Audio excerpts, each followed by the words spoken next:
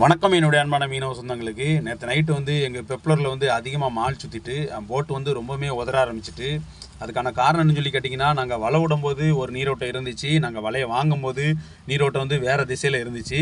அதனால வலைகள் எல்லாமே மொத்தமாக வந்து சேர்ந்து கிடந்துட்டு, நாங்கள் வலை வாங்கும்போது ஒரு சைடில் உள்ள வலை வந்து பெப்ளரில் போய் சுற்றி போட்டு வந்து ரொம்பவுமே உதற ஆரம்பிச்சிட்டு, அதை வச்சுட்டு நம்மளால் தொழில் பார்க்க முடியாது. காரணம் என்னென்னா, பெப்ளரில் வந்து எப்போவுமே மால் இருக்கும்போது ஒன்று டீசல் அதிகமாக போகும், இல்லைன்னா புஸ்ஸு வந்து சீக்கிரமாக எரிஞ்சிரும், இல்லைனா சாப்பிட்டு கட் ஆகிற அளவுக்கு கூட வாய்ப்புகள் இருக்குது.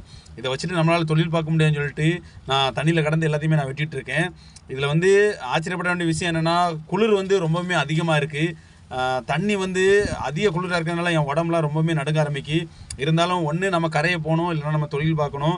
இதை வெட்டினா மட்டும்தான் இந்த ரெண்டுமே நம்மளால் பண்ண முடியும்னு சொல்லி தான் நான் இப்போ தண்ணியில் கடந்து வெட்டிகிட்டு இருக்கேன். ரொம்பவுமே குளிராக இருக்குது, உடம்புலாம் ரொம்பவுமே நடங்குது. வீடியோ பிடிச்சிருந்தா வீடியோக்கு ஒரு லைக் பண்ணுங்கள். இதே போல் நம்மளோட உறவுகள் தொடர சொந்தங்களை ஃபாலோ பண்ணுங்கள்.